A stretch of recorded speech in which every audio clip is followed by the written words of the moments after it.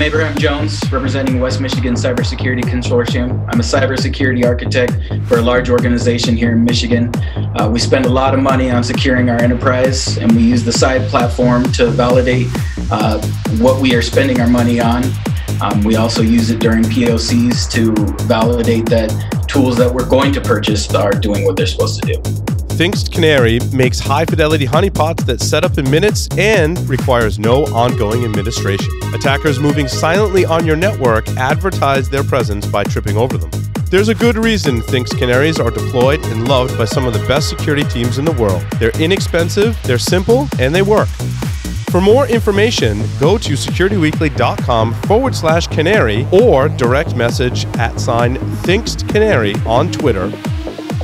Domain tools help security analysts turn threat data into threat intelligence. They take indicators from your network, including domains and IP addresses, and connect them with nearly every active domain on the internet. Those connections drive risk assessments, help profile attackers, guide online fraud investigations, and map cyber activity to attacker infrastructure. Fortune 1000 companies, global government agencies, and leading security solutions vendors use the Domain Tools platform as a critical ingredient in their threat investigations and proactive defenses. For more information, visit securityweekly.com/domain tools. Welcome back, everyone, to Paul's Security Weekly. Quick announcement before we get into the news. Disney's Contemporary Resort is the home for InfoSec World. I'm happy to announce I'm taking a Disney vacation with my family. We're flying in a little early before the event, leaving a few days after the event. So Saturday to Saturday is when we'll be there. It's April 1st through the 3rd is the actual event. But if you want to come to Disney with my family, I could always use the help. Babysitting, sure, that'd be great. We'll be there the whole week, so come hang out with us. You can come with like me, my wife, and my kids to the Magic Kingdom and It's a Small World. We always end up in It's a Small World. Paul needs babysitters to help with the boys. Yeah. If someone else wants to go on It's a Small World, I mean, it is great seeing your kids' reaction to it and all, but you know, those seats are a little cramped. Yeah. Do you have a fitness tracker that you're going to wear while you're there? My watch that was not charged, excuse me, today was does have a step counter on it. Because I think the average family walks like 20,000 to 25,000 steps a day at Disney World. 20,000? Yeah. Steps. That kind of explains why I'm at like 7,000 or 8,000 steps a day, because I sit my ass at my desk all day. Yeah. You and me both, buddy. So 20,000. Checking you right now. It's going to be interesting.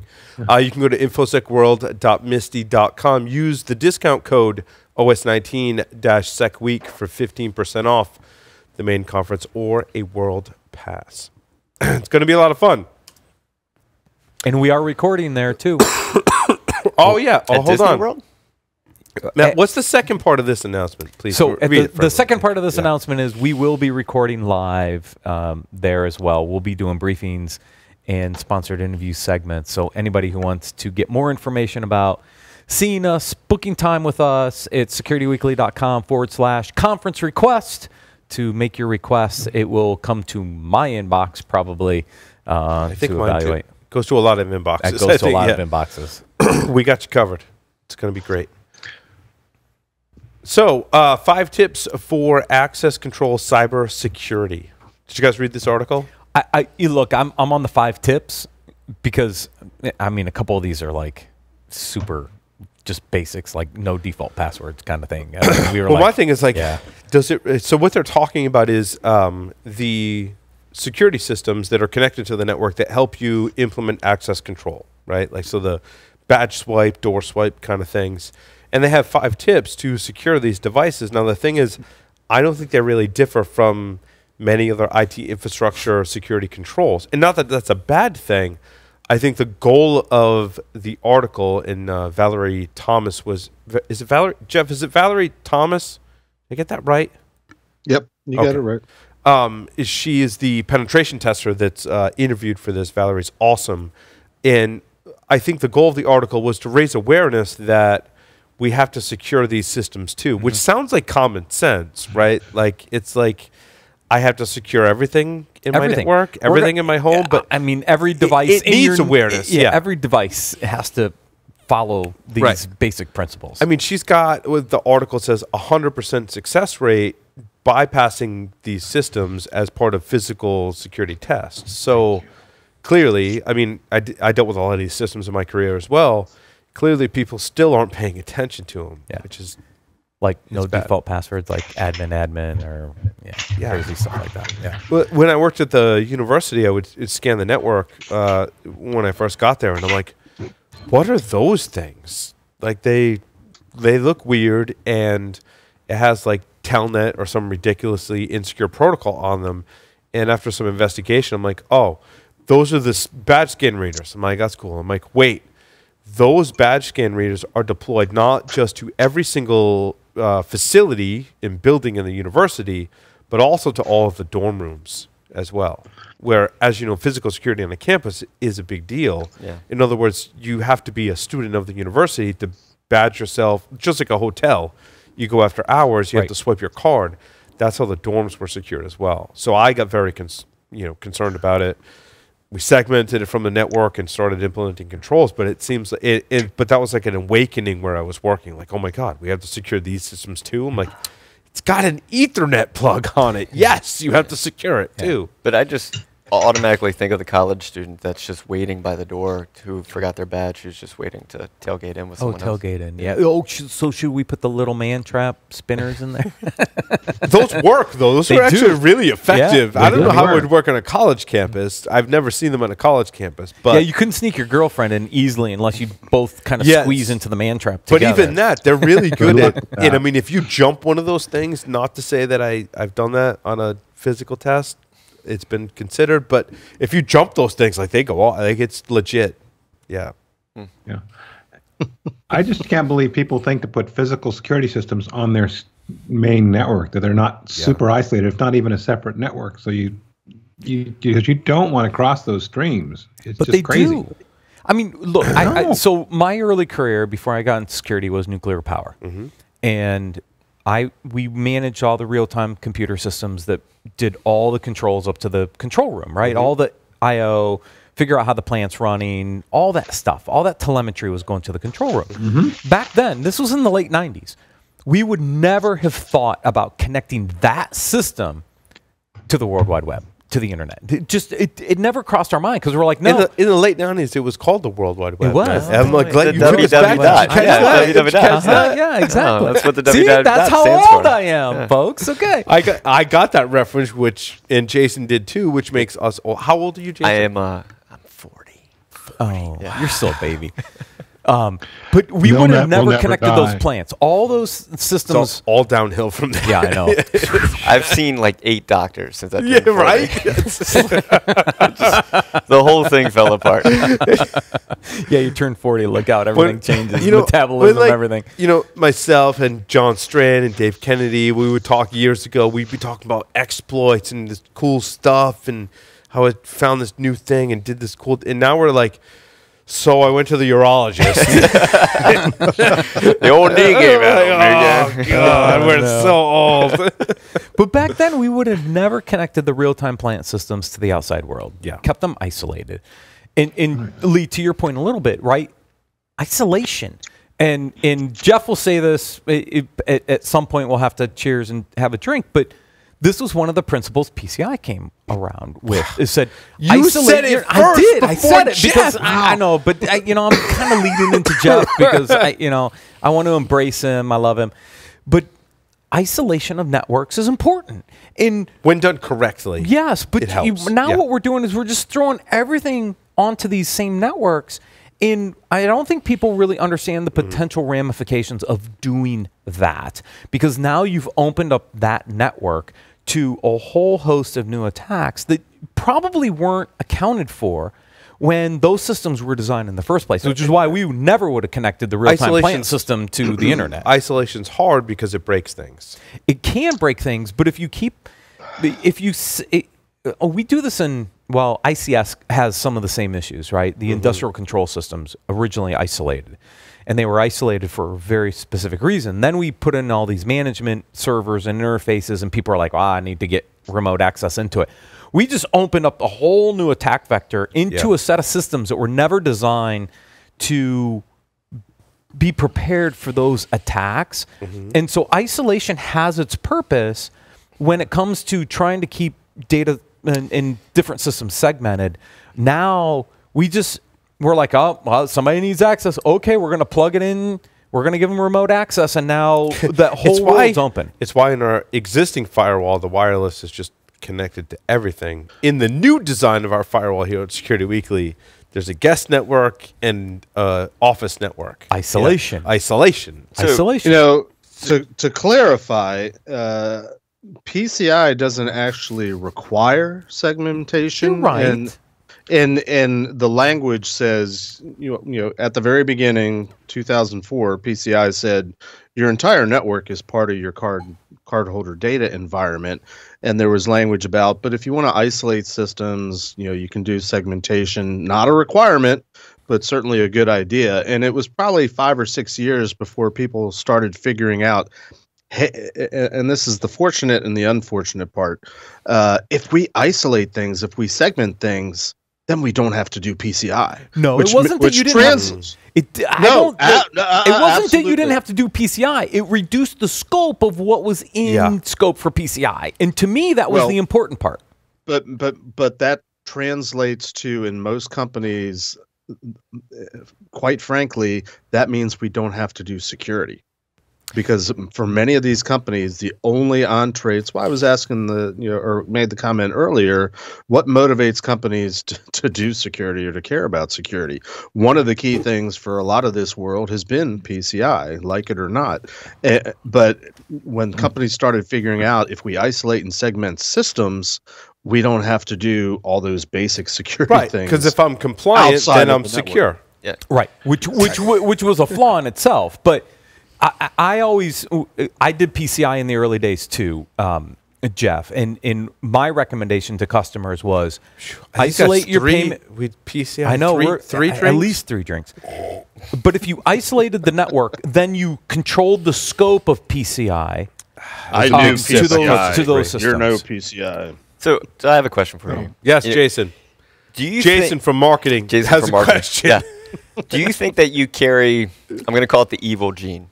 And the evil gene is that you look at something and you see how insecure it is and how people would exploit it. I was listening to a guy, he gave a great talk about red team and tabletop exercises. And one of the things he said is that they try to get U.S. soldiers to figure out how would you, as a U.S. soldier, attack this base so that we can make it more secure. And the U.S. soldier said, I can't do that because I would never think of attacking my own base. And so they had to get outside people to like, well, how would you attack this? Right. And so do you think that maybe security people and yourself carry this evil gene, which means I see the way that this can be exploited. I see the danger that's in it. But there's so many people that don't. And I've passed it to my oldest son. As far as I can tell, my oldest son, without question, has gotten this evil gene. And the best story, and it's a short one, about this is we're driving through our neighborhood, right? And we're kind of going around our neighborhood to look at Christmas lights or whatever. And my oldest son is looking at all the houses, and he's like, Dad, there's doors on the side of those garages. In other words, there's a front garage door and there's a side door. He's like, they should make sure that they lock those doors because it's probably a really easy way to get into the house. Right. He wasn't looking at the Christmas lights. He wasn't looking at anything else. He was just like, there's a security vulnerability there. And, my wife and I just look at each other. I'm like, yeah, I know. That's my gene. That's my gene. That's good. And so you're up against all the people that don't have the evil gene. Correct. Those are the people that leave their side doors to the garage unlocked. And then the indoor on the inside of their garage that goes to the house also unlocked. Yeah. And that's what my son was looking for. Well, I call it alternately. You could call it the evil gene. I call it the hacker mentality. It's simply the ability to look beyond, what you're presented with. What made me good at doing consulting, and I don't have a good term for it, but I just see what's wrong with everything, and not necessarily from a way to break into it, but more like a logic flow type of thing. I'm like, well, that makes a whole lot of sense, but did you ever consider this over here? I'm like, I think that makes you a curmudgeon, Jeff. Maybe. Is that a curmudgeon I mean, when I was interviewing to work for the National Security Agency a million years ago, I had to go up to Fort Meade and take a couple days of all sorts of different types of aptitude tests. And one of the tests that I remember specifically was they had a picture of a 3D object. Of course, it was a two-dimensional depiction of a 3D object, and the question was simply, what does this object look like from behind or above or below, from the left or the right? And then they had other pictures of different shapes, and you had to pick which it was. And apparently that's a thing. I looked at it, it's like, oh, it looks like this, looks like this. Apparently not everybody can do that. Like pop quiz, what's the bottom of a pyramid look like? If you were looking down up at a pyramid, what do you see? Flat. Square. It's a square. Not everybody can say that. So I don't know what you call it, but yes, there is something to, seeing beyond, what's presented to you. So I think goes back to the article. That's why you have to have the 5, just real easy 5 things to secure this, because there's so many people that don't have that gene that just don't intuitively have it. Step 1, lock the side door to your garage. Yeah. Moral of the story. And make sure that your no kid... default passwords, which means don't leave the thing unlocked. Yes, Which might that's be the exactly default it. setting of That's the door. exactly, yeah. have you taught your 10-year-old lockpicking yet? Way better than I am at it. Way better. It's so much so, we were at another story. We're at my friend's house. He's like, I'm locked out of my shed. He's like, I don't know what to do. So I go over with, it was just 2 kids at the time. And I'm trying to pick the lock. I can't get it. And so I'm like, I need to take a break, and then turn around. I'm, playing with his dog. He's my friend's big dog guy. And we turn around, and Braden's like standing inside the shed, my oldest son. We're like, what did you do? He's like, I don't know. Like, I kicked the door and it just popped open.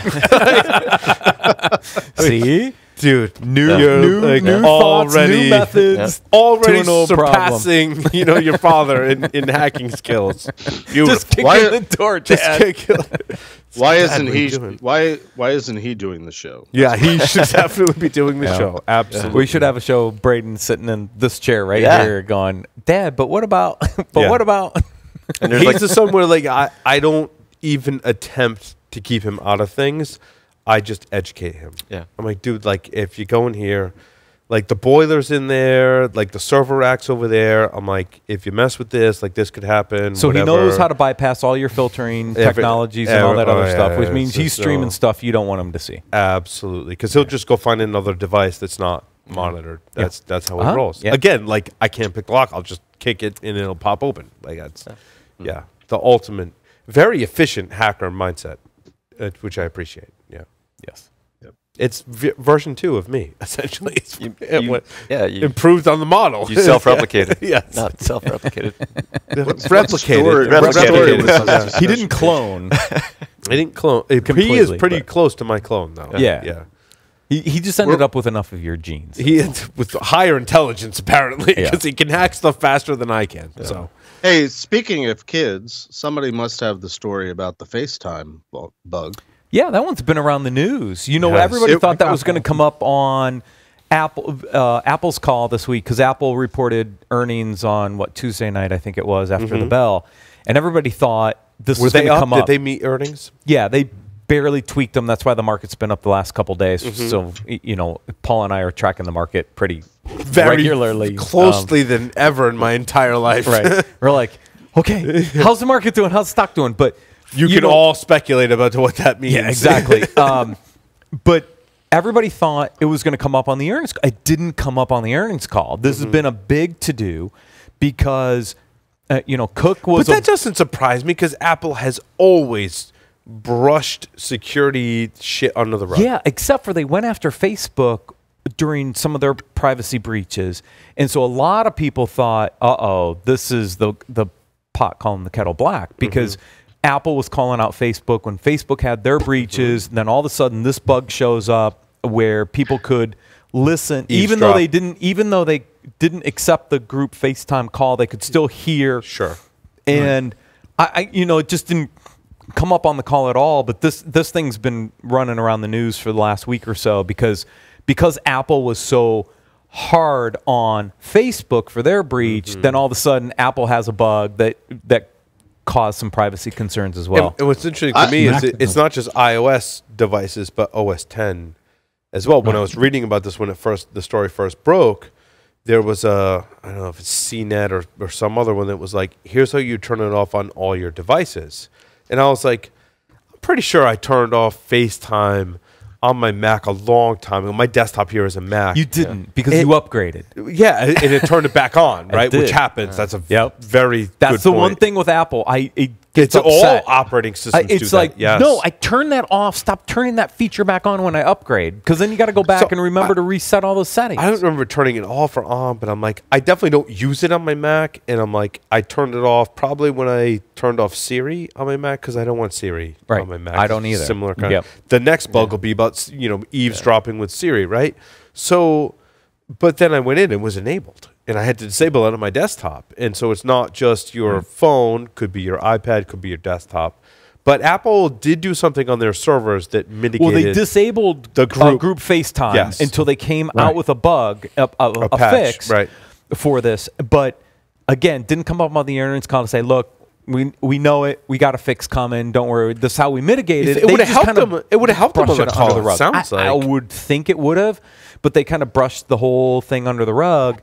But that's typical Apple too. They do not like to talk about security vulnerabilities at all. I've been covering Apple for 14 years. I don't ever remember a time where I was like, "Oh, Apple was really good and transparent about this issue." Never in 14 years. Never. Jeff? How much do you think that was because the person that discovered it was a 14-year-old high school student? Yeah, in Arizona, and they were the ones who kept calling Apple, going, "Hey, by the way, we found this bug, and they wouldn't respond to them, and then it blew up into a bigger. Is that what happened? Yeah, that's exactly what happened. So a mom and a 14-year-old high schooler discovered the original bug, was calling Apple saying, look, there's an issue here with the group FaceTime, kind of blew them off, and then all of a sudden this thing blew up because a researcher then found it and it got into the public news. And it was like, if they would have taken that call, they could have mitigated this whole thing right up front. But they ignored that the whole series of calls that the mom and the boy were trying to make. Apple has the head in the sand approach to security. Yeah, but I'm picturing the person at Apple right now that's getting this call, and they're like, "So what happens to who's this?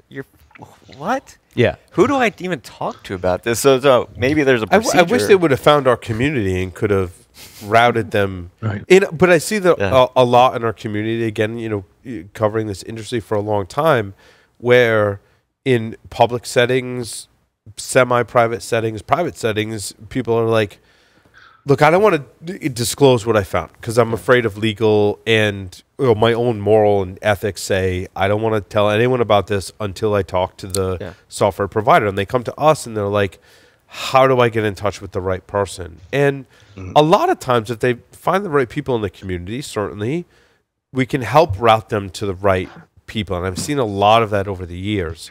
I wish that was more mainstream, that if you're the 14-year-old person in your mom, that you can find us and go, oh, how do we get in touch with Apple?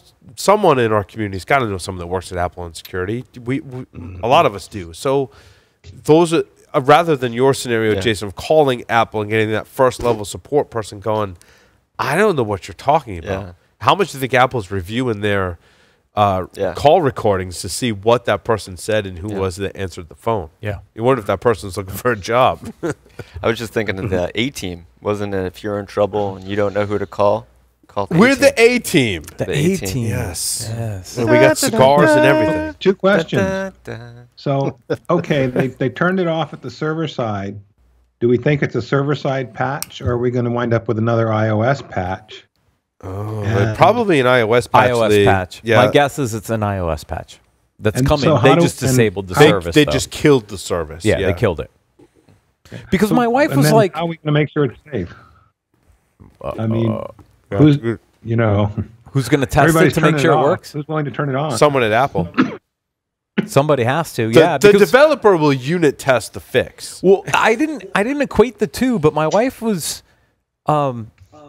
talking to the boys, and she FaceTimes them at night, and she was trying to do a group FaceTime. She's like, wait, I can't do a group FaceTime. Because Apple disabled it. Because Apple disabled it. And I didn't realize it at the time that the feature was there and then disabled because of this bug. And I'm like, oh, now I know why she couldn't do the group FaceTime with the boys at night, because Apple disabled the service because of this bug. And I didn't find the bug until I think it was hit the news like Monday or Tuesday or something like that this week. Tuesday. I think it was Tuesday morning. Yeah. Because I covered it on Hack Naked It was News right this week. before. It was very recent story. It was like right before the earnings announcement. Yep. I wonder if they were like trying to debate, should we have a little message that pops up? Sorry, we have a massive vulnerability. No, definitely not. Jason from marketing recommends that that's how you handle. Yeah, you know, if it's disabled, you want to be able to explain. To know why. Yeah, because now people just think because they a 14-year-old found a vulnerability in our Facebook group chat functionality. We're the A team, except for when there's an earnings report. Exactly. You don't want to. You do. Look. You don't. So if anybody tracked the market the last couple days, that market took off after the Apple announcements and then after the Facebook announcements last night. That market's kind of gone up. So trust me, nobody wanted to rain on that parade because everybody wanted to see the recovery in the market. So yeah, they kind of dusted that one under the covers. So then, when you do an iOS update from your device, like the last one, 12.1.3, what did they say they changed? It literally said bug fixes. It wasn't until you got the security announcement a few hours later that there was actually a list of all the CVEs and all the things that were fixed. But unlike the Android, where you can go out there and look on the page and see the train wreck of what they're working on and what is being released where, I think Apple's trying to keep a shiny, happy vision to the world of where their security is. Yes, I agree with you. They want to, because they want to maintain the ecosystem. They want to maintain the momentum, and so they're just going to disable a feature. In this particular case, is what they did. They're going to wait until a bug fix comes out, and then they'll re-enable the feature and go, "Hey, look, this new update, you get group FaceTime again." Okay, hold on. We've only covered 2 stories, and we've been talking for what seems like 45 minutes. No, not at all. I want to talk about Japan hunting down citizens' insecure IoT devices. It's about time. So, just to read from the article, the country's National Institute of Information and Communications Technology, or NCIT as we all know it, NCIT, right, has been tasked by the Ministry of Internal Affairs, is that like the MIA, and Communications, is it the MIAC then, to carry out a survey of 200 million deployed IoT devices, starting with routers and webcams. The team at NIC White Hats will try and log into internet discoverable devices using default credentials and a list of overused and easy to guess passwords. It's interesting. Default, overuse, and easy to guess. That's 3 different categories of passwords. Yeah, that's admin. Pretty much. Does it say password? Are they going to send a letter to the person who they can? Oh, they do say that when insecure, I'm glad you asked, Jason, when insecure devices are uncovered, ISPs and local authorities will be notified so they can work with impacted consumers and businesses to lock them down. I can't imagine. Score 1 for the marketing guy.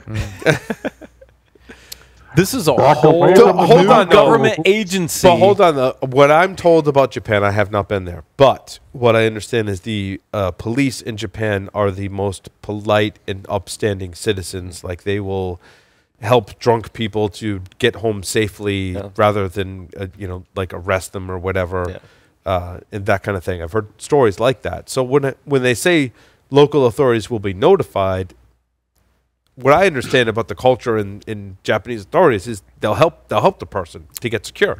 It sounds like a good initiative. However, in the I don't know how international laws work. The laws in Japan are very different from the laws here in the U.S. The internet, of course, international laws. I'm not a lawyer. I would ask a lawyer this question, a 2-part question. In the U.S., is this legal, illegal, and what are the areas of jurisdiction that you would have to consider to do this?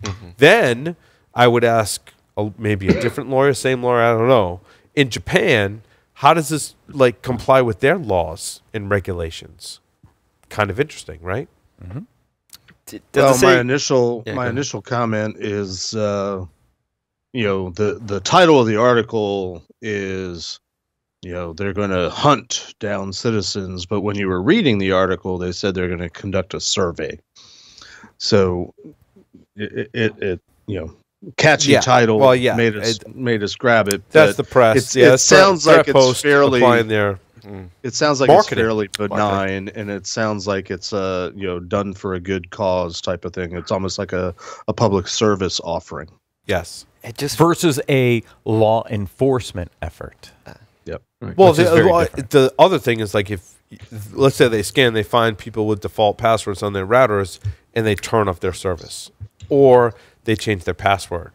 That's where it gets. Yeah.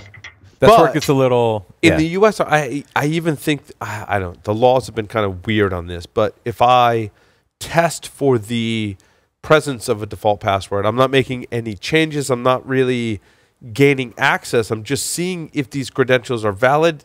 If they are, they aren't. Then I'm done. I move on to the next one. The CFAA, in my assessment, I'm not a lawyer. I don't pretend to be one at any juncture.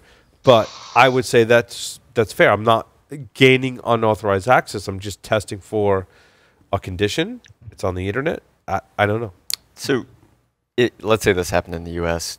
Would there be a government official that comes and knocks on my door and says, we were able to watch you through your cameras because your default password? No. I don't. I think it's more your ISP contacting you saying you need to change your password. Right. It's how I would envision this, right? You get an email or a letter or maybe both that says, Jason, you've got a default, insecure configuration. Please change your password. So and what if they don't?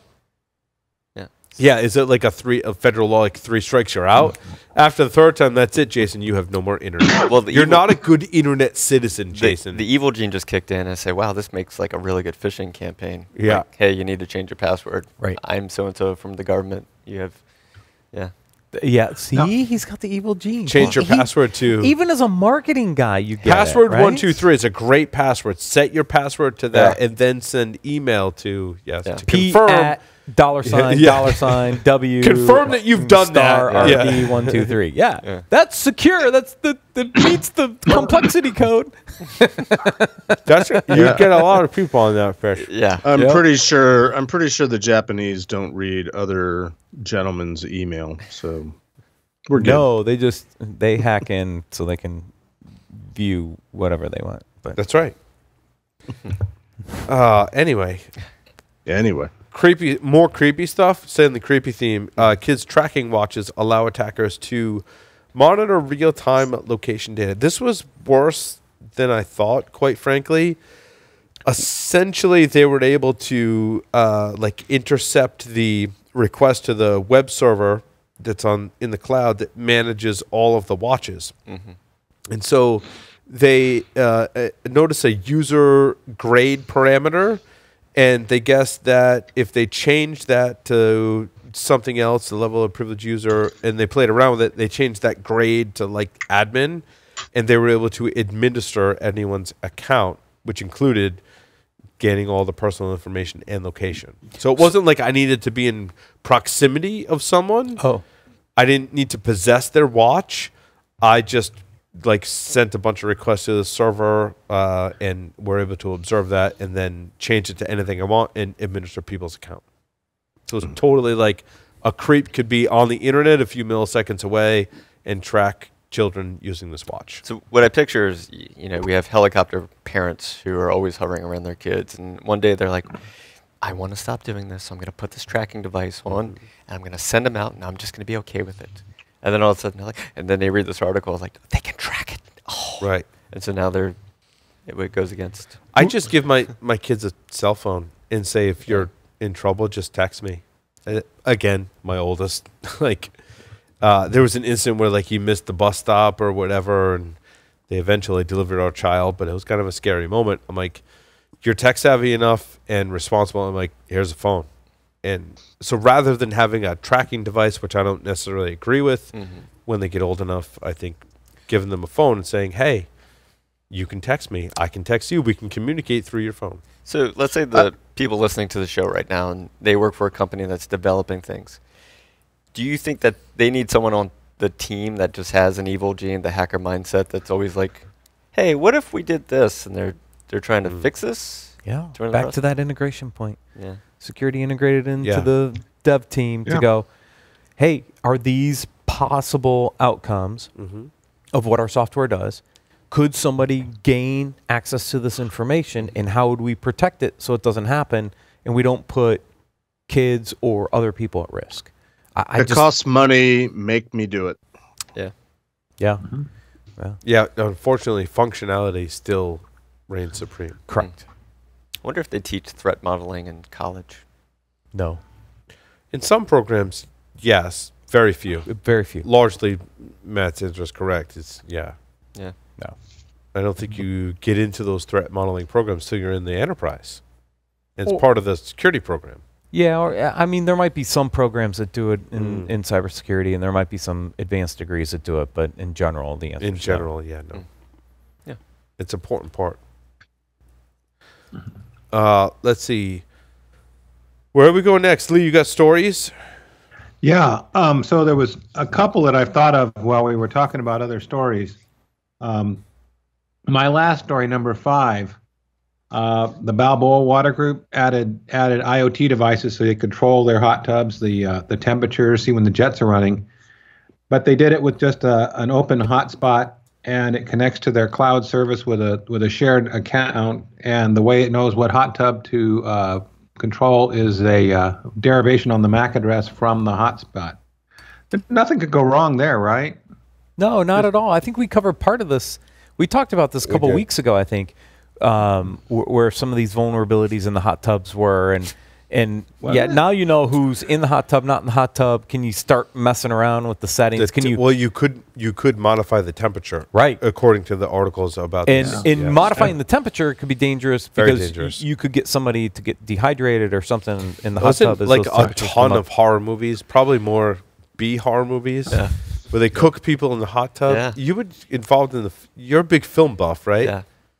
I feel like that was in a lot of horror movies, right? People getting cooked in the hot tub. Maybe like Sounds like Final Destination, I think. Yeah, I think the last Yeah. time we talked about this, you were just thinking about hot tub time machine, and could you turn your hot tub Could into you a turn time your machine? hot tub into a time machine? A real time machine by hacking it through this interface. Yeah. Josh Wright did a talk on hacking Crockpot. And he's like, I was able to remote access into a Crockpot, and I could change the temperature, which could ruin your dinner. It could. Yeah. I don't think a Crockpot would catch I don't have any Wi-Fi connected or Ethernet connected Crockpots that I'm aware of. My refrigerator is internet connected. So your fridge is they could spoil all your food. Yeah, they could. 73 degrees. Totally could. I was creeped out enough when my sous vide wanted to be internet connected. I thought Bluetooth was far enough. Thank you very much. I want to get into that. Puppy on the internet. Sounds like something I need to do. So, would the government check your sous vide to see if it's got default credentials? Maybe. If you're in Japan, they might. Clearly, Jason. So that one was kind of strange, and I thought of Matt when I did this one. I hope it isn't a repeat, but there was an article that said like most of the Fortune 100 companies are still using the same vulnerable version of struts that Equifax used. I'm like, what the hell? That doesn't surprise me. Why aren't they learning from their peers? Doesn't surprise me at all. Because they're pulling down the base library that hasn't been patched.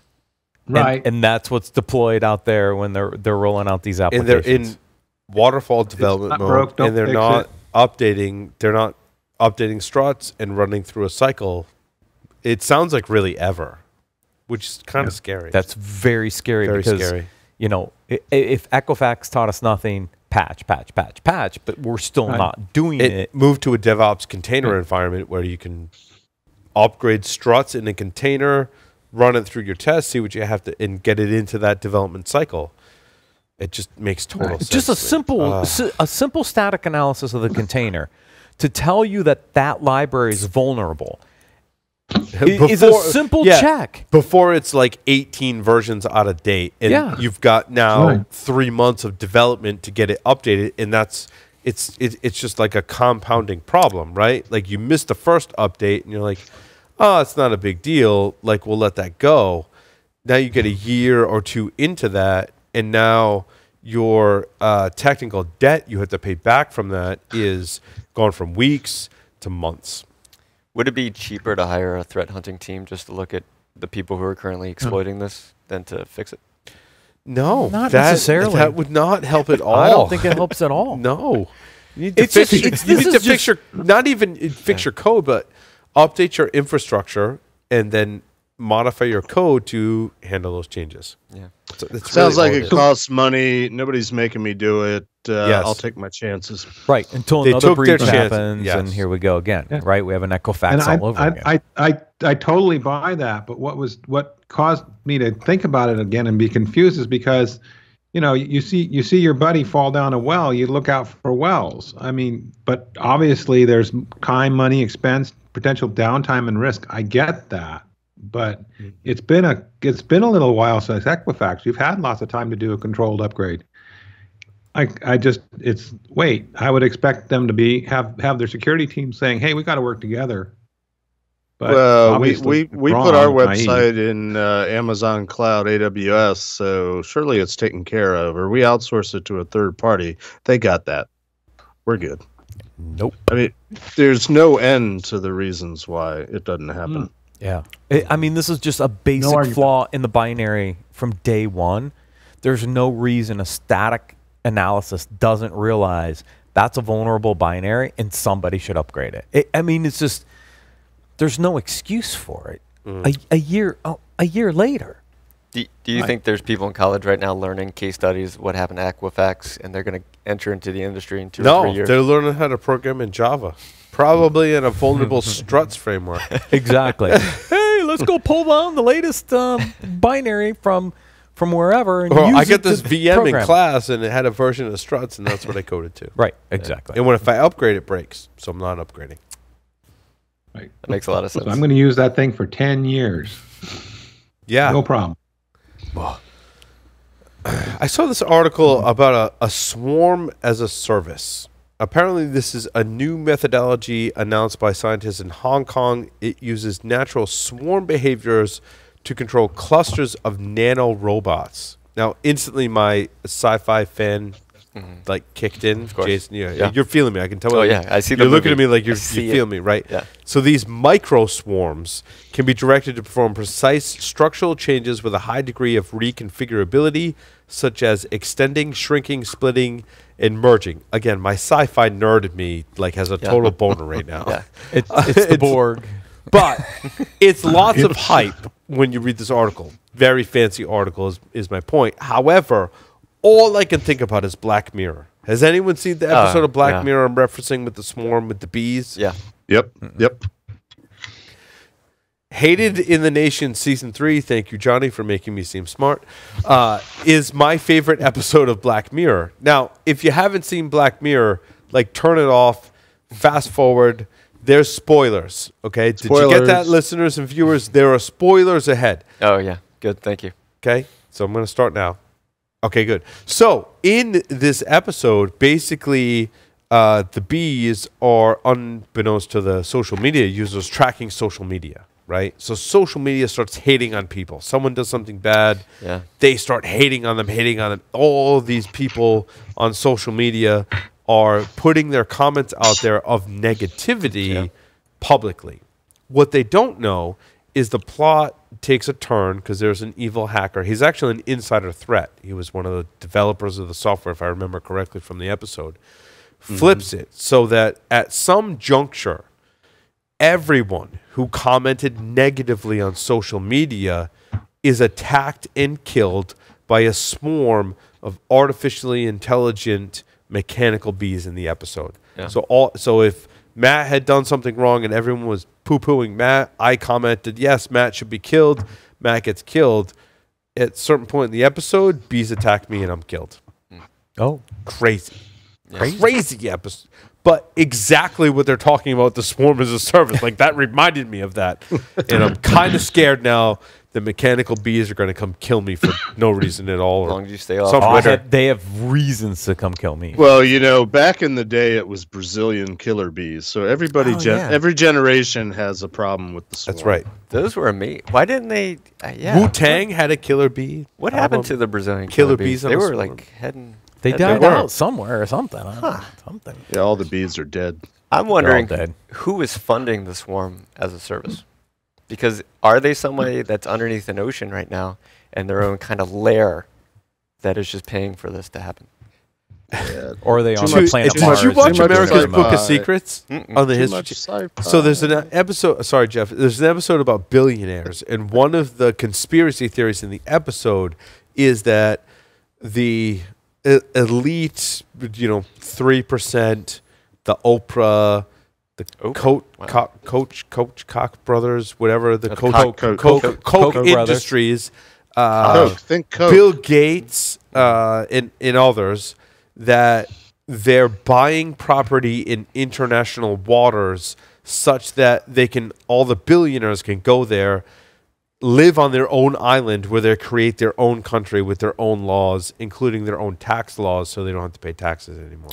Well, if we're going there, then it's Right? It's Atlas Shrugged, where they all go to the Colorado mountains and they isolate themselves. Oh, and there's build a whole little episode about protection. underground Yeah. facilities as well. The billionaires have their own underground. Yeah. So if anybody wants to know where Aldermania came from, that's the concept. When I bought the land in Colorado, everybody's like, "You're going to go build your own compound. We're going to call it Aldermania." That's where the original Aldermania but you know clip what? comes from, and it's from that concept of Atlas Shrugged, where all the really rich people leave, they go to Colorado, and they build this whole compound, and they kind of isolate themselves and protect themselves from the rest of the world. The crazy part is, if you want to build a compound that's super secure that no one can get in or out, you go to Colorado, because the only one of 2 or 3 supermax prisons in the U.S. is in Colorado. It is. In fact, Not far from the airport, actually. not only is it a supermax, but there's a max prison in there that's adjacent as well. And I was reading about who's the dark web guy that got arrested. What's his name? Silk Road guy? Silk Road guy. I can't remember his name. No. It'll come to me. But I thought he was in the supermax, but he's in the max that's adjacent to. What is it called in I don't Colorado? I don't remember remember the the- name. yeah. There's I a was name just for starting it. to think about how much those Bitcoins that Silk Road had are worth now. Yeah. But there's my a goal, supermax. My in goal was Colorado, I was in the mountains, and I Ross could. Albright. Ross Albright. I'll believe whatever you say. Thank you. My goal Ross was Albright, I had the Silk Road land, guy. and I could tunnel up through the Rocky Mountains into Canada as my escape route. Boston Bomber is in the supermax, along with like heinous criminals over time. Like the most heinous criminals are like in your backyard in Colorado. Too. Yeah, there's signs on the freeways. You're heading to the airport. Do not pick up hitchhikers thank because of the supermax prison that's near there. So yeah. don't pick up a hitchhiker on If it's 225. supermax, this is a good lesson in security. If it's supermax, why do you need to have a sign about picking up hitchhikers? Just But saying. it got me thinking, Yeah. like, what security lesson? Like, what does that supermax or super security? What does that mean? Like, what what do they do to secure the prison? What can we learn from that?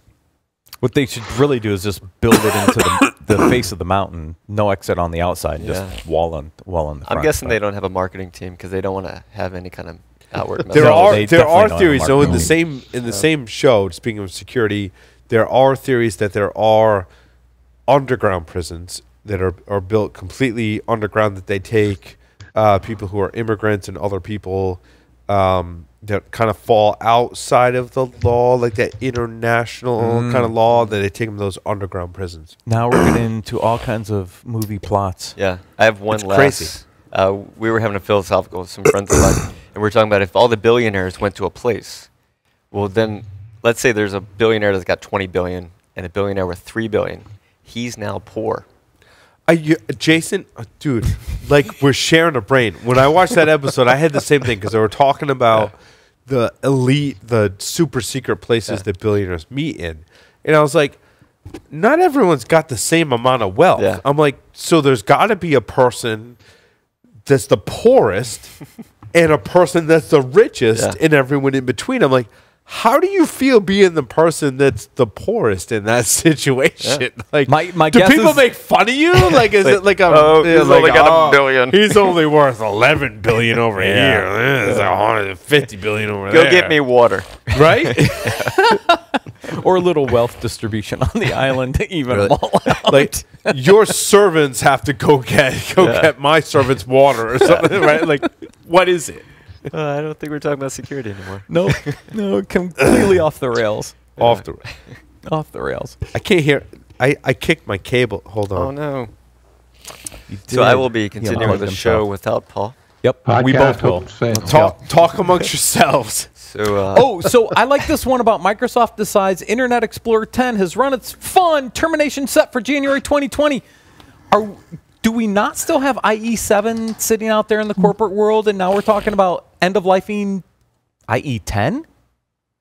Yeah. Is that crazy or what? Oh, hey, I can hear everyone again. It's awesome. Yeah, I thought that was kind of on the Francisco Franco is still dead category, but I thought that sucker was end of life years ago. But I So think I thought it was people- Edge. Isn't it Edge now? It But is. aren't they Yeah. getting rid of Edge 11 is for the current version of IE. Chrome? They're gonna adopt the what's the engine behind Chrome, whatever that is. I thought I heard Right. something about that. But I mean, I'm pretty sure there's still like IE7 and 8 out there, and they're talking about killing 10. well, not too long ago, it was IE6 still out there. Yeah, and I'm Probably sitting there going, still is. okay, they're going to kill IE10. All right, fine. You know, anything below like 7, didn't support full JavaScript support and all the Yeah. issues with it, but it was out there forever. And now we're going to we're going to kill IE10.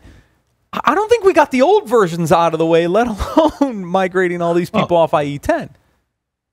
The only thing I have on this one is this is like one of the steps to try and put a fork in Windows 7, and that's the current version on 7, because they're really trying to, pull Windows 7 out of your cold dead hands. But you're right. I think there are still cases where 9, 7, 6 still out there running, although most enterprises have hopefully, knocked on wood, gotten rid of them. I don't know that they have, though, because it was the enterprise that was the slowest roll to get rid of some of those older versions. Look, this is the reason why I moved away from Windows, why I went Mac years ago. IE8 was really tough for me to handle. IE has just been terrible from the beginning. It just, the whole Windows upgrade path to me just turned me off of Windows. I got tired of trying to relearn Windows 7 and 8 and 10 and all these, and I'm like, that's it, I'm done. All my Windows devices are gone. And, and now we're going to kill this, and we're going to force people to go to another version of Windows to support the latest browser. And Edge, to me, is not intuitive. It's awful. It's horrible. Oh. And I'm like, oh my gosh, this is just I don't know. I guess I know what they're trying to do, but I'm like, how many people are going to abandon? But why do they need this? to be in the browser market to begin with? To be quite honest. Well, we can go back in history on the whole integration of the browser and the operating system and all the antitrust. lawsuits and stuff that happened way back in the day. That set the kind of what is precedent it? There's for this. what hold on, version there's a of TV Windows? series coming up on the Silicon early days Valley? of the internet. No, it's a new documentary series. My oldest son was watching the previews for it. He's Yeah, like, it's going to be on the History Channel. yeah, probably. But it's about the early days of the browser wars. And my son was watching. He's like, Dad, we need to watch that together. I'm like, yes, son, we need to watch that together. Sorry, here- sweetie. I can't help you right now. We're watching a history on father-son time. It's father-son, Which is bonding time. Sacred. You Sacred. will probably learn, like when Internet Explorer first came with Windows, and I don't remember which version it was. 1.0. You could uninstall it. Yeah. Right. And it was like, I want to say it was 95. It was maybe. 95 or 97, somewhere in there. Yeah, Yep. where they started making it so you couldn't rip it out. Yep. It was part of the operating system. Right. And Yeah, that's but when the that's whole still- antitrust came down, and then But they had that's to do still some prevalent. stuff. That's and- still prevalent today. You get a Samsung device or even a lot of Android devices, which tend to be more open. There are apps you can't install. I mean, you could Google search, and yeah, you can like read the ways, right? But like by default, you can't just go and say uninstall. I hate that. Yeah. I don't like that. Well, even with Apple in iOS, you can't. You can get rid of Apple Maps because it's horrible. It is horrible. But if you click on certain links, it takes you to Apple Maps. Apple Maps, and if you don't have it, if you have it uninstalled, it like literally fails. I'm like, no, I've got Google Maps on here, which is so much better, but you won't redirect it there because you want me to keep Apple Maps on my phone. That feels like a specific business decision. Yes, to trap you. It was. What does the marketing guy have to say about that? It makes a lot of sense to me. Yeah, I'm sure it does. Sure does. Who let the marketing guy in the house?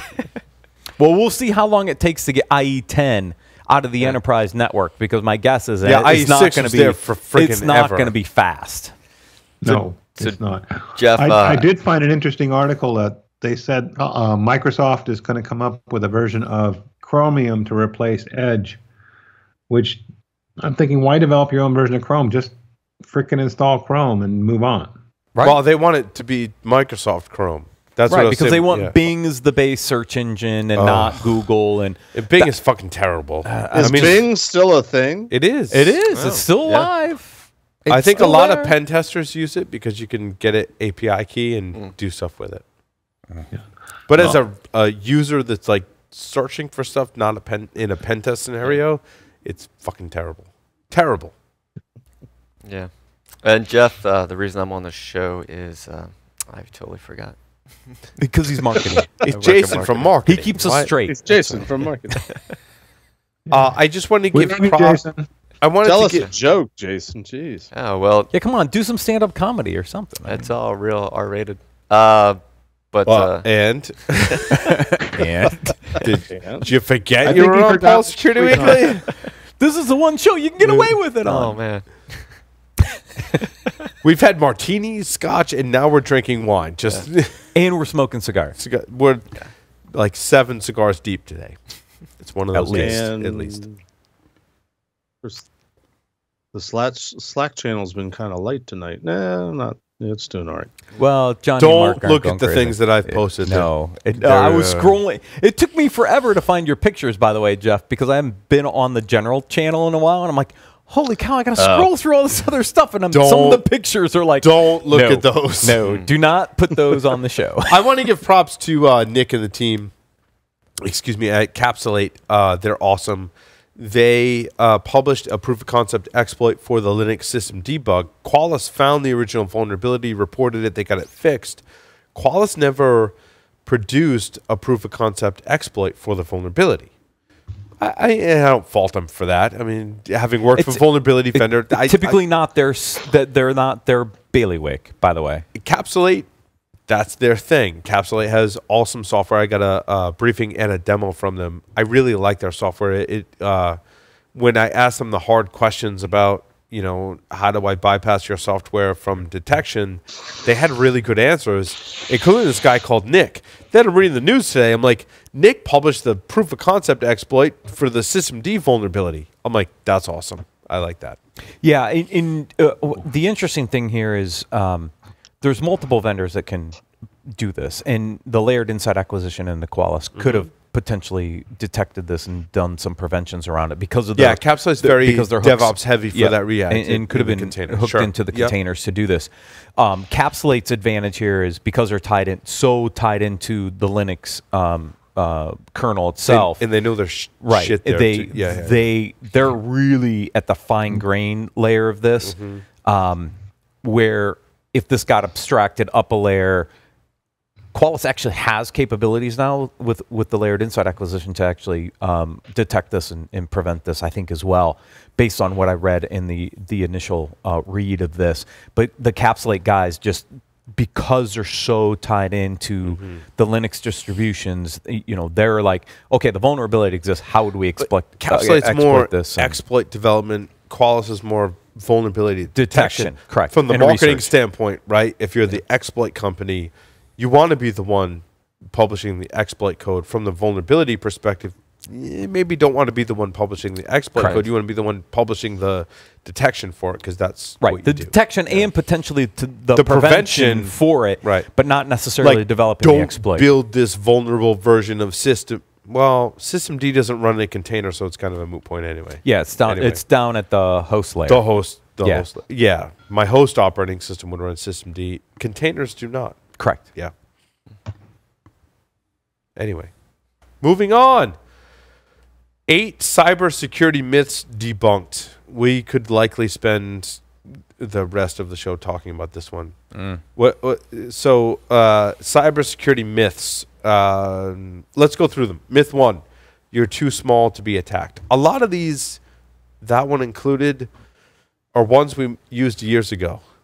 It seems like kind of dated to me, but who knows? It could apply to. But I mean, attackers are going to go after bigger targets in general. I can give you a very real practical application of that, from the PCI world. Conventional wisdom when PCI came about was the attacker's going to go after the mother load of files where there's millions of cards, and get in, get out, because they do their own risk assessment. And so the orientation of not just the standard but the application of the program, as it were, is to the big players. But in the last couple of years, what has become popular for the attackers is to, rather than get it all at once, is to figure out, point of sale malware and things like that, where they can harvest over time, and over time amass, the same net result or similar net results. So they go after the small mom and pop shops, the privately owned or franchises, where, the name brand might be, a big, huge company, but at an individual level, it's somebody that only just owns the one shop. So absolutely, it's still true. You're not too small to be attacked. So you're confirming the myth. He is. Yeah. Well, last night, so that too small to be attacked. I come home from being out. My daughter, she's 13. She has her own computer, and she's like, "Daddy, I got hacked." And I was like, and instantly I was like, "You're too small to be hacked." Like, I'm just like, not you. But she was very convinced that someone had turned on her camera and things like that. So she went and unplugged it and then covered her camera and everything. And then she hid in her room. That part was a little strange. But inside, immediately, I was like, no one's going to hack you, sweetheart. No one cares. Yeah, why would someone hack you? Yeah. Right? Yeah. But I had to stop for a second. I was like, what you did was right. You unplugged the computer. You covered your camera. I really appreciate the way that you took precautions. Even though internally I was like, she's too small to be hacked. But maybe she was hacked. Maybe she was. Yeah. You never know. Same thing a few weeks ago. I got home from the podcast, and they're like, "Dad, the TV was talking to us. I'm really creeped out. You need to look into that right away." And it said, I can see you, is what the TV said. Mm-hmm. Now, what it turned out to be was my kids were watching the videos you were talking about earlier about learning how to play Minecraft. In this case, it was Roblox, similar to Minecraft. And they watch these videos on how to play it. And so there's multiple people in the game at the same time. And so the phrase, "I can see you," is very common in those videos, because it would, Matt joins, I join, we're in the game. I'm like, "Oh, hey, Matt, I can see you," right? And so that's what it turned out to be. But my kids and family, being paranoid because I work in computer security, were like, "We're hacked. Yeah. Daddy needs to reset everything." I reformatted the TV, reset the factory defaults, the whole thing, because the TV was talking to him. Yeah. Yep. Oh, there's some really good ones in here, though. In the rest of this list. Oh, in the myths. Thank you. Yes. Passwords are good enough. What does that mean? Good enough for what? Good enough for what? It means they're saying if you use a strong, long enough password, you're good, and it's simply saying there's other ways to circumvent authentication than simply cracking the password. Yep, agreed. It's true. That's I think the OAuth attacks that used Google OAuth to launch, basically you should give me access to your document, and that happens all your drive via OAuth. That doesn't require my password, but requires the, client secret and ID that's associated with an OAuth token. That's the same thing as your password. Same thing. And just to clarify for our listening audience, you've said a couple times it's true. We're agreeing with the debunking of the myth. Yes. Not that the myth is true. Mm. Correct. Correct. So what we're saying so far, based on the first two, is this was a good article. Yeah. Oh, well, even the third one, antivirus is good enough. It's not. It's not. Antivirus is not enough. Look, I would rather see someone do LastPass, two-factor authentication, and maybe like a VPN on their phone, and they go, yeah, I should probably install antivirus. Like there's so many other things we could tell people to be more secure. Absolutely. Yeah. I mean, we've been doing antivirus for 25 plus years. McAfee was the first AV company. If it were good enough, we wouldn't have all these other things going on. Was it late 80s? It's late 80s was McAfee, 90, something like that. Yeah, late McAfee 80s, was early the 90s. first. Yeah, I did the research. I found that McAfee was the first one. Yeah. I used to like when McAfee would actually catch viruses coming in.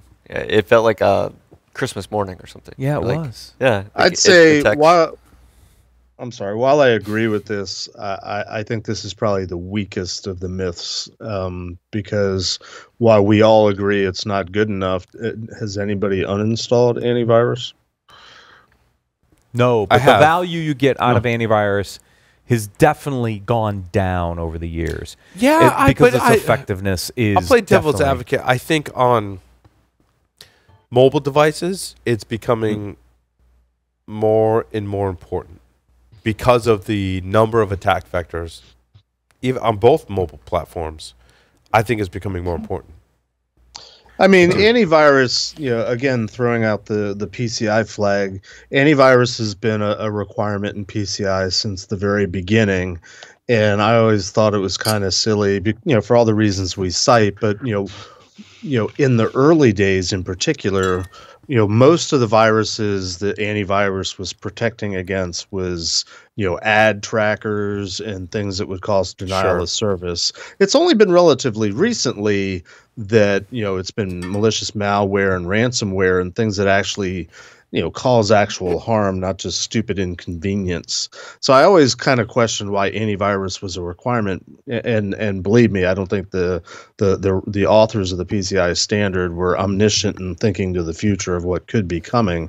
But as you say, Paul, it's sort of coming more important again, not just antivirus, but you have to, antivirus / anti-malware. You need to protect yourself. But again, it's not a total solution.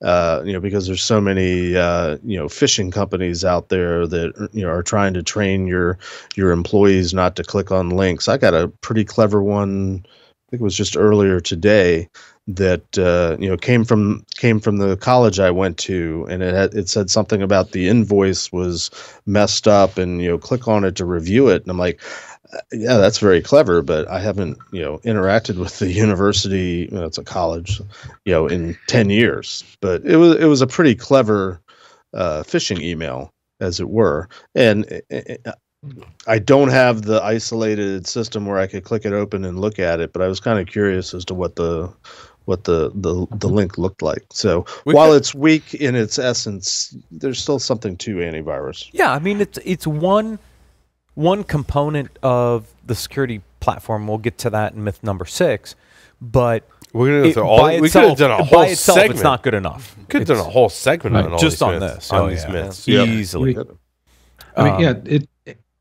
Antivirus is one of n steps. It's not the end of the list. It's a component in a much larger list. And as Jeff says, AV by itself doesn't really encapsulate what we mean anymore. The term has to evolve. But there are a lot of people think if AV, I'm good, we're done. Not enough. Not anymore. Nope. And that ties into 6, which is total security as possible. Ugh. But you skipped 4, which I think is the essence of what we were talking about earlier. This perception that security is isolated and stands alone, and from this perspective, nobody in the company understands security. It's just taken care of. It's done by somebody else, and it happens to be IT's problem. I can download any attachment I want, click on any link because IT will protect me. Somebody's got my back. I got antivirus. I got an IT Have you department tried looking My out box for is me. patched 100%. Yeah.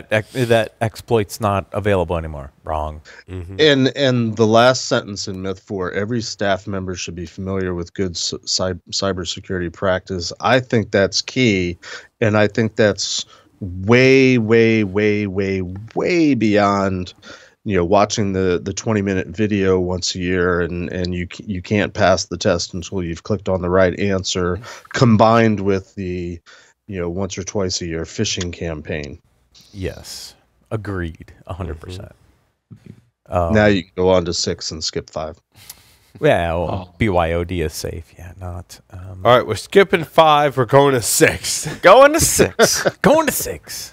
Well, because we got 8. I mean, at the rate So we're myth going, is total security is possible. Totally true, right? Super prison. Right. That's Don't pick up max hitchhikers. prison. Don't pick up. I hitchhikers. actually agree with that statement, but it depends on how you define security. Yeah, like the computer buried under 30 feet of concrete. not connected to the internet. No, not at all. Not at all. Not at all.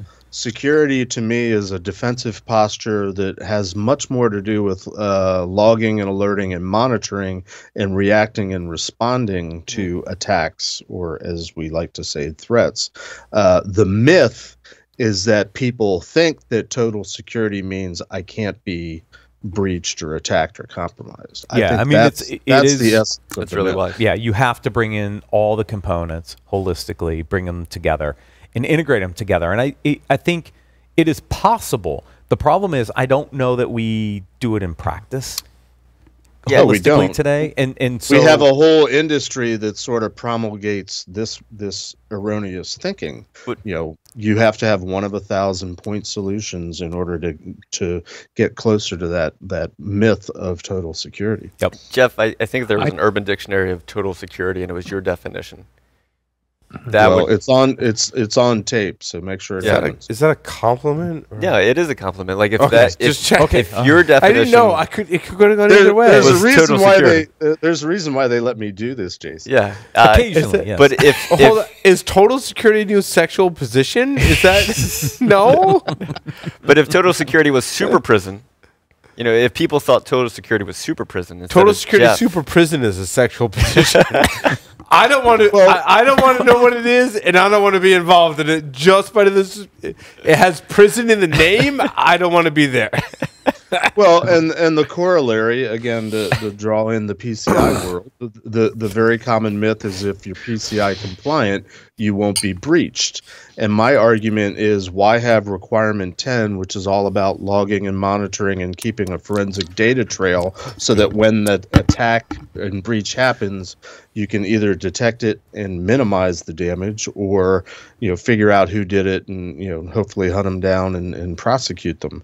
But the whole idea of being PCI compliant is you're plugging up as many holes as possible, and you're diligent and you're practicing good security, which is you're watching your stuff and noticing when something abnormal happens and minimizing the damage. and That doing to me is something about it. security. Yeah, and doing something about it, responding to the event, and Response. learning from it, and it's that closed loop component, right? Where I think the challenge is right now, from a security solution perspective, we've got a bunch of point solutions. To your point, Jeff, and it's not. Yeah, I mean, I might need multiple solutions, but they have to integrate together, and we have to close that loop so that when we see an incident, we respond, we resolve it, but then we put new mechanisms in place to protect against that in the future, and it's that continual loop process. So I think it is possible. Like I said, I just don't think in practice we're fully there yet, but I think we Myth could number get there. 9. Myth number 9. There are security solutions. Drops might. There are security solutions, lots of them. Jeff's No, got they're a point. they're security tools, but the myth that's promulgated by the industry is, I need that one more tool. I know I need that. Oh, I need that. Without what you are saying is they all have to be integrated. They all have to be part of this larger program, and there has to be an acknowledgement and understanding, which ties back to, I think, myth 4. The idea of total security is that if I have enough solutions in place, I'll be good. And there's no amount of security solutions ever that's going to make you good. Are they good in and of themselves? Do they help you get there? Yes, but without that sort of corporate understanding, the due diligence, everybody's part of the program and is aware and trained on cybersecurity. Nobody's ever going to get there. That's my opinion. Yep. All right.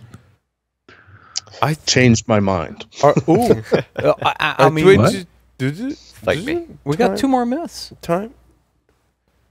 We didn't cover them all. Quick, hurry. You don't need assessments and tests. No, you don't. Yeah. I mean, you do. But do. anyway, okay. Next. And then threats are only external. No. There are internal threats. There are internal bad guys. Yes. Yeah. We'll talk about that. Is it next My week? only beef Next with week. that is that's become. Oh, we're talking about it next week. I was going to say that's become sort of one of the new buzzwords. With an expert in internal threats, Jeff, that works at CERT, Okay. Randy. I think that's next my week. point is, internal threats are as old as the Bible. But Yep. That is true. That's pretty old. It could even be older than you and Matt. Yeah, probably. And I'm talking Old Testament, like thousands of years. Yeah. Oh, the Torah? We're going back to the Torah? Yeah. The Torah prior to the Bible? Yeah, Nebuchadnezzar had internal threats. We're talking Yes, about very true.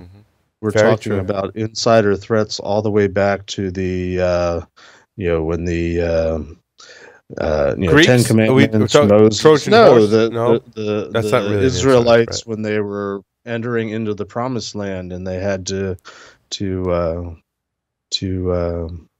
well, it's in the Bible. Yeah, they were spies. They sent Spies, yeah. There were spies. sent- There were lots of they sent tribes. There was a lot spies. of internal Spies strife. were Yeah. invited in, and Yeah. somebody, and the spies were spending the night at somebody's house, and they got word that they were going to come and arrest them and probably kill them, and they actually let them out through a window that was in the perimeter wall. So it's the first documented case of lack of egress filtering.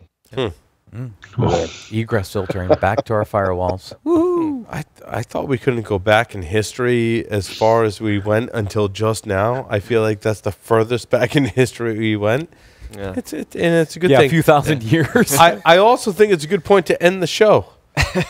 Thank you, I everyone. think Jason should take us. Jason should take us out with. Jason- I did a really bad job earlier. All you have to do is say over and out. Work that into your. Do better than your introduction of me. that was terrible. But in your outro, work in the phrase over and out. So thank you very much, Jeff, Lee, Carlos, and everyone else here in studio, Matt and Jason, for participating in this episode of Paul's Security Weekly. Jason, take us out. What was the words? Over and out. Over and out.